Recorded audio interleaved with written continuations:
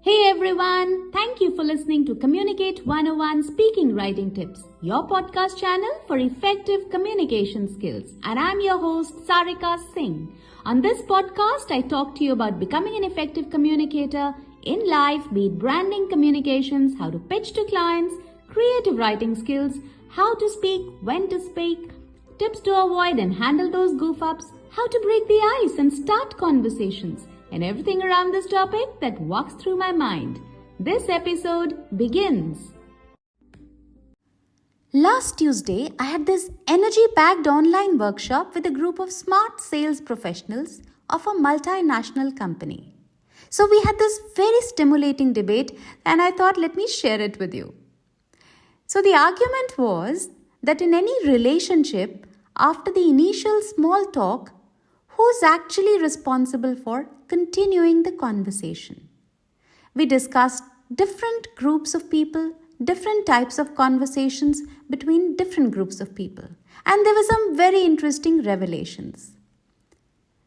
In a husband-wife scenario, for example, most participants said that it's the man's responsibility. Some others disagreed. They thought it's very sexist. The man is not supposed to drive the conversation. It's mutual.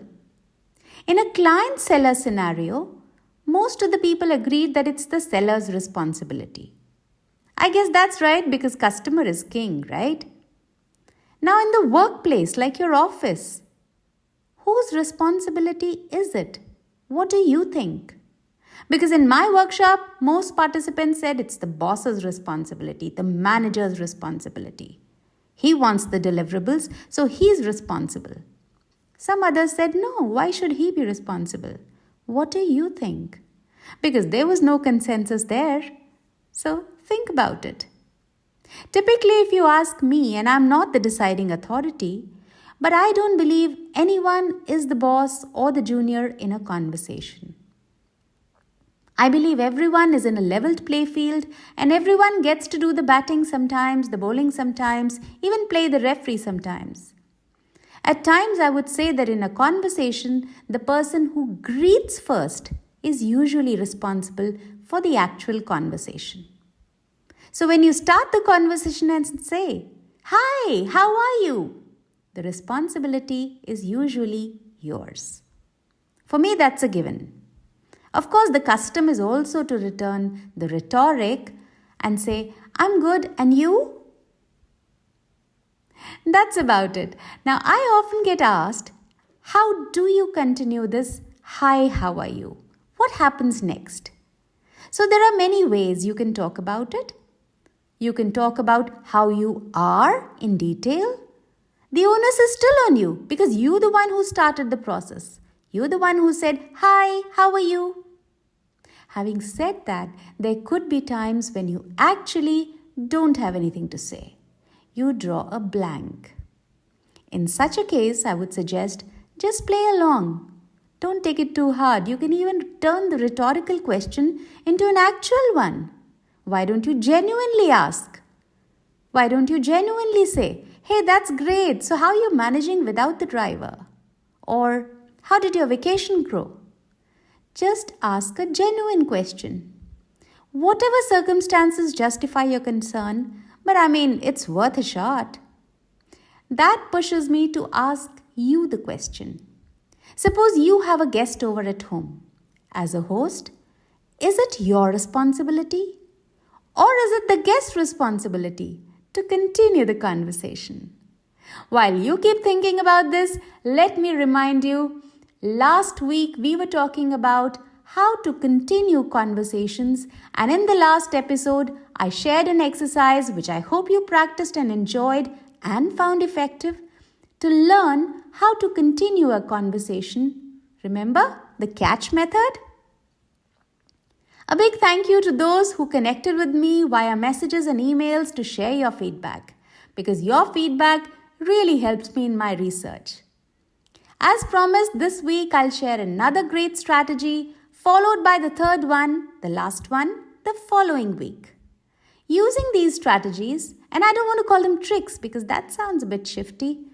Using these strategies, I personally have been able to get relaxed, interesting, long and meaningful conversations, some of which ran even into a few hours. In fact, many times, strangers that I had just met became great friends.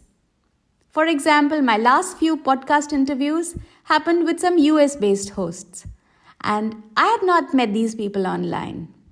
But towards the end, when we were chatting, we said to each other, "Wow, it seems like we know each other forever. We could just go on talking." So that way you can make some lovely friends if you know how to let a conversation not run dry. Let me help you build such fun-filled, meaningful, engaging conversations and show you today's strategy on how to continue conversations. Let the episode roll.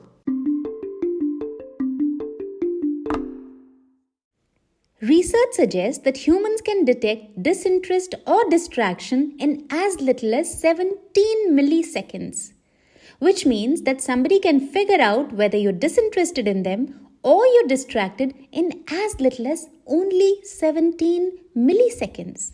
So be careful. Have you ever been in a conversation with someone who's just sad at having a conversation? You try to keep things going, you ask them question after question, to which they answer a yes or a no. That's it. So eventually you get so tired of doing all the work and you put on your best fake smile, excuse yourself because you suddenly remember that, urgent meeting, and then you escape. And I won't lie, this has happened to me many a times, more so when I was younger and impatient. I would just flee when I realized the other person is a big bore and I can't talk. I'm different now. A bit evolved, I think, age or whatever. Now I take it as a challenge. If the conversation isn't happening, I do all the push and the pull, and while I feed questions and rhetorics into the other person's mouth, it works out as a fantastic research for me. And believe you me, I just learn to deal better with people. So it's a win-win situation. Only this Sunday morning, I tried it with a friend's teenage son. Now this friend's teenage son has a problem. He doesn't talk. He believes his life is super boring and he doesn't have anything interesting to say, no stories to tell. So no matter how hard you try, he will answer in a dead, lost, disinterested monosyllable. Yeah, okay, yes, that's it. And you're the only one who's doing the talking. But this Sunday, I was adamant. And eventually, we talked for a good 35 minutes. He did warm up somewhere midway. While I did most of the talking, he did promise me that he would try to talk to 3 people at least every day for a minimum of 3 minutes. I think that's going to help him. It's not such a big ask. 3 people, 3 minutes every day. If you're socially awkward like him, try this out. Maybe a simple trick like this, a practical trick like this is going to help you as well. Having said that, the first thing you must do if you really want your conversation not to run dry, mandatorily, you need to stop asking yes or no questions. If you ask a question like, "Do you like being a doctor?"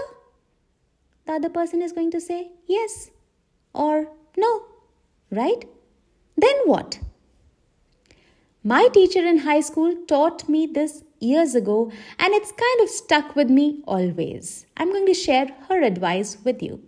She said, and I quote, "If you want to get someone on your side, don't do something for them. Ask them to do something for you. However small the ask, but keep it genuine. Maybe something like, 'Can I ask your opinion on something?' The other person is going to think you value their opinion and they will like that. The other day, I was picking up my coffee from a cafe and they won't let my dog in. Dogs not allowed. I hate those signs. So when I asked an old man, he was having this coffee outside in the sun to watch Ryder, my fur baby, He nodded a 90-degree yes. I said, "Would you please watch my dog while I order my espresso?" He nodded with a smile. I took it as a yes. I didn't realize I was making a friend in the process. After I got my coffee back, for the next 1 hour, we were sitting and laughing over a coffee. Turns out he was the CXO of a big coffee chain who signed me up to do a presentation skills workshop for his sales team. So you never know where an opportunity can just knock at your door if you engage in a productive, sensible, meaningful conversation. So what I'm saying is, let others help you. Sounds crazy, but people want to contribute to others. They just usually don't know how to do that. So help them to help you. Don't ask for things they cannot give you. Be reasonable. But remember, the secret to a good conversation is not you. It's the other person you're talking to. So don't try to sell your own stories. Ask them their story. But if you thought this is the strategy I'm going to talk about today, well, it's not. But for sure, it's a prelude to that strategy.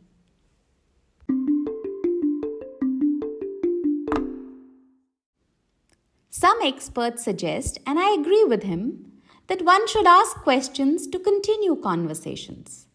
It's definitely a good try and often works. But you don't want to come across like an interrogation officer, because conversations are not just about information extraction. They help us to show that we care, that we are listening, that we are attending to each other. Even if we're just talking about just how our day went.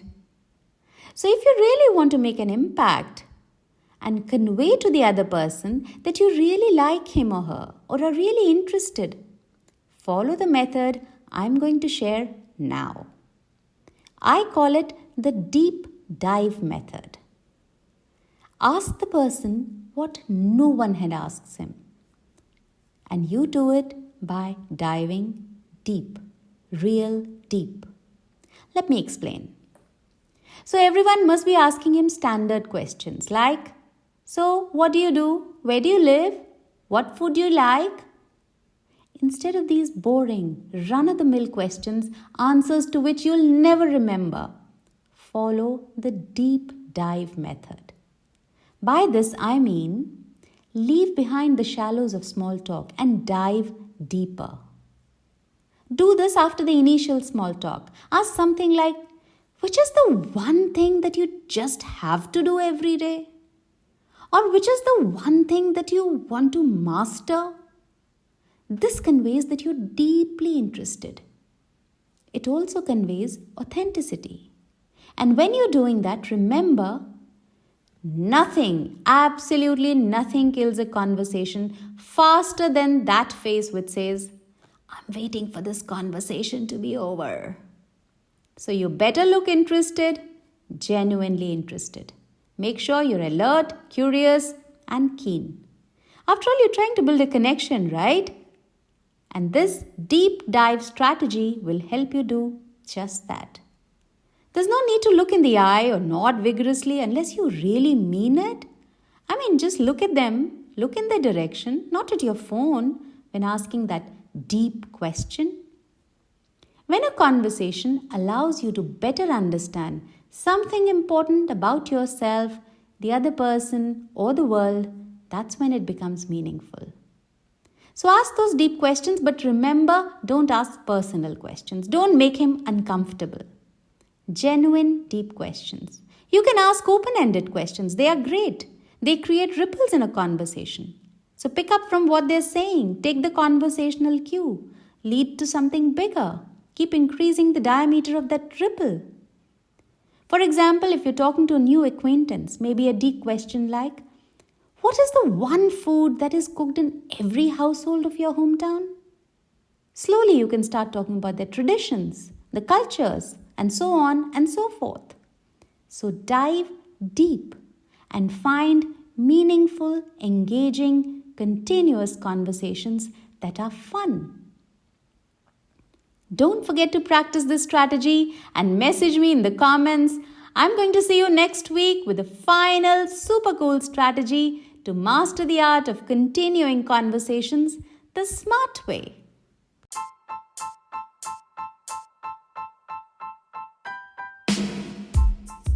Thank you for listening to this episode of Communicate 101 Speaking Writing Tips with Sarika Singh. If you want to be notified of upcoming episodes, be sure to hit the subscribe button and follow the podcast.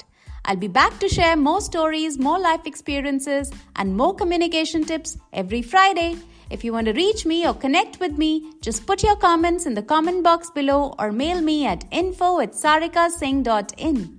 I know you're going to rate and review this podcast, so a big thank you in advance. Stay tuned and think about what we talked today.